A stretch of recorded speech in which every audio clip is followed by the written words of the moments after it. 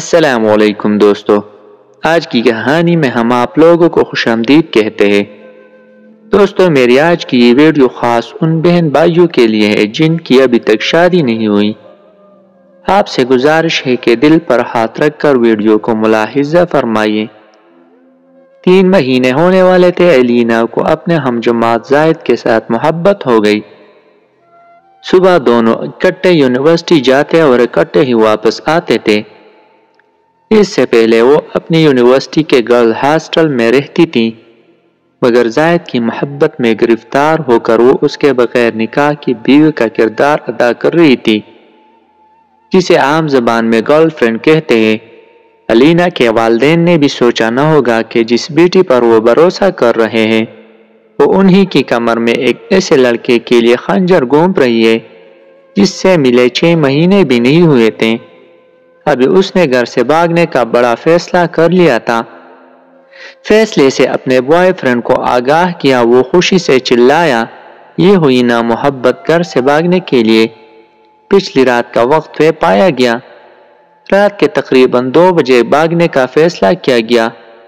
School, college, university, اس کی ساری تعلیم مکمل ہو چکی تھی، بس آخری سیمسٹر کا رزلٹ آنا باقی تھا۔ آج کل اسے کوئی کام نہیں تھا سوائے بوائے فرینڈ کے ساتھ فون پر لمبی چوڑی باتیں کرنے کے۔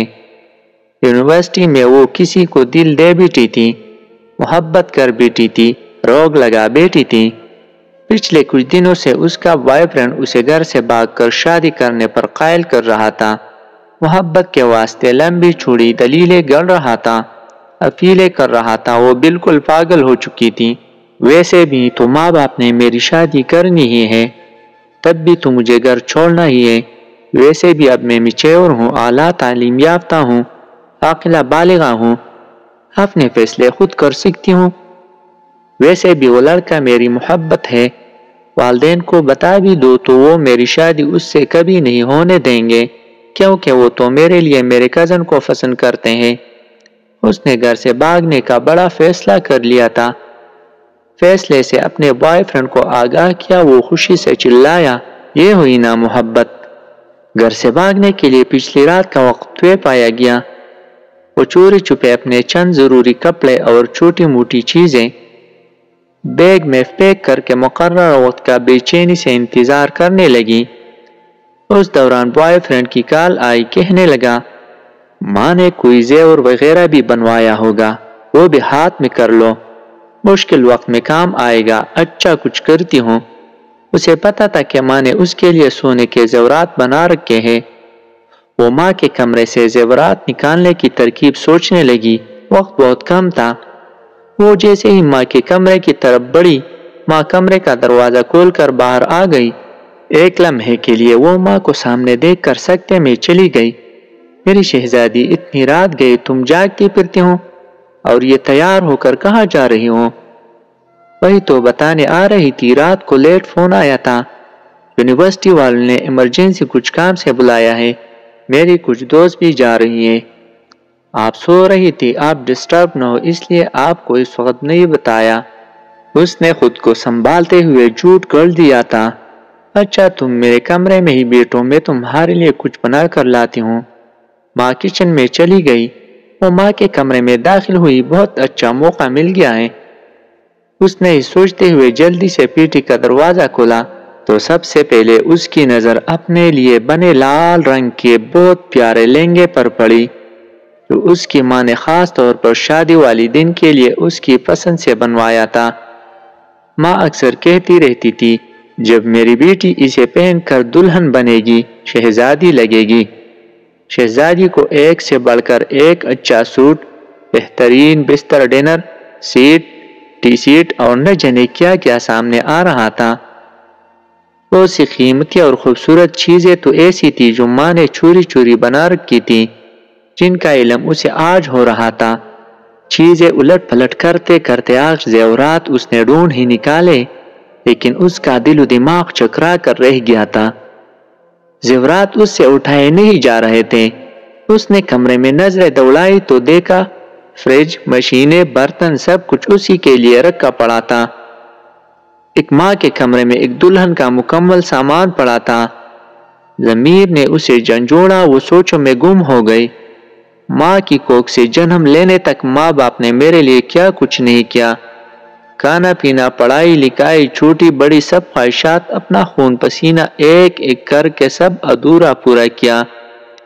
میرے اگلے گھر کا سامان تک بنا دیا، اور میں بے فیض بے وفا کیا کرنے جا رہی ہوں؟ مار کر اپنے ماں باپ کو خود مرنے جا رہی ہوں۔ محبت کا سمندر گھر میں ہے اور میں محبت کا دریا سیر کرنے جا رہی ہوں۔ اس کی آنکھیں بھیگ گئی تھیں۔ اسے اپنی اعلیٰ تعلیم، اپنی حماقتوں پر خوب رونا آ رہا تھا۔ اس دوران ماں آ گئی۔ یہ لو میری شہزادی، اپنا پسندیدہ پراٹھا کھاؤ۔ اتنا صبر ہے یونیورسٹی کا، میری شہزادی کو بھوک لگ جاتی ہے، ویسے بھی آخری دفعہ یونیورسٹی جا رہی ہوں۔ اسکول سے لے کر کالج، یونیورسٹی تک تیری ماں نے آج تک تجھے بغیر ناشتے کے نہیں بھیجا۔ آج اگر تو بغیر ناشتے کے چلی جاتی تو تیری ماں کو مرتے دم تک اس بات کا دکھ رہتا۔ ماں کی بات سن کر بھی اختیار وہ ماں کے گلے لگ کر پھوٹ پھوٹ کر رونے لگی۔ ماں نے ماتھا چوم کر آنسو صاف کرتے ہوئے پوچھا، میری شہزادی کیوں رو رہی ہے؟ وہ نظریں چراتے ہوئے کہنے لگی، ماں مجھ سے کتنی محبت کرتی ہو نا۔ یہ بھی کوئی بات ہوئی، اب ماں سے بڑھ کر بھی بھلا کوئی محبت کر سکتا ہے؟ اسی دوران اس کے موبائل کی گھنٹی بار بار بجنے لگی۔ اس نے گھر کی چھت پر جا کر نیچے جھانک کر دیکھا تو ششدر رہ گئی، کیونکہ اس کے بوائے فرینڈ کے ساتھ دو اس کے دوست بھی کھڑے تھے، جو کہ بڑی رازداری سے کہہ رہے تھے کہ لڑکی تم نے ہی پٹائی ہے اور ساری محنت بھی تمہاری ہے، مگر ہم نے بھی تمہارا کافی ساتھ دیا، تھوڑا سا حق ہمارا بھی بنتا ہے۔ یہ سن کر وہ مسکرانے لگا۔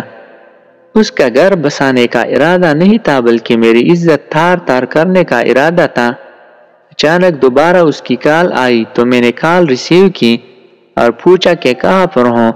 کہنے لگا تمہارے گھر کے گیٹ کے سامنے کھڑا ہوں، جلدی سے زیورات لے کر آ جاؤ۔ میں نے پوچھا ساتھ کون ہے؟ کہنے لگا کیسی باتیں کر رہی ہوں، میں اکیلا ہی ہوں۔ میں نے کہا گیٹ کی دائیں طرف ایک سفید بالٹی نظر آ رہی ہے کیا؟ کہنے لگا ہاں ایک بالٹی پڑی ہے۔ میں نے کہا اس بالٹی میں کوڑا پڑا ہے، اس کوڑے کو اپنے منہ پر مل لو اور ساتھ دوستوں کا منہ بھی کالا کر لو۔ وہ غصے سے کہنے لگا اچھا ہوا جو تمہیں پتہ چل گیا، سیدھی طرح زیورات لے کر آ جاؤ ورنہ میرے پاس تمہاری تصویریں بھی ہیں۔ میں نے کہا عزت ذلت اللہ کے ہاتھ میں ہے، چلے جاؤ یہاں سے ورنہ پولیس کو فون کرتی ہوں۔ وہ شیطان اپنے دوستوں سمیت فوری چلا گیا، مگر میں دل میں یہی سوچ رہی تھی کہ اس شیطان کے لیے میں اپنی ماں کو رسوا کرنے جا رہی تھی۔ دوستو آخر میں اس نے ایک بہت قیمتی بات کہی کہ میں اپنی تمام بہنوں کو نصیحت کرتی ہوں کہ خدارا ایسے شیطان صفت لوگوں سے اپنے آپ کو بچا کر رکھیں۔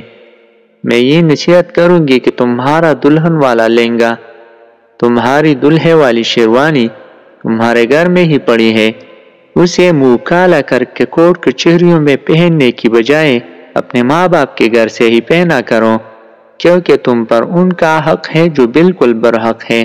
تو پیارے دوستو آپ کو آج کی کہانی کیسی لگی؟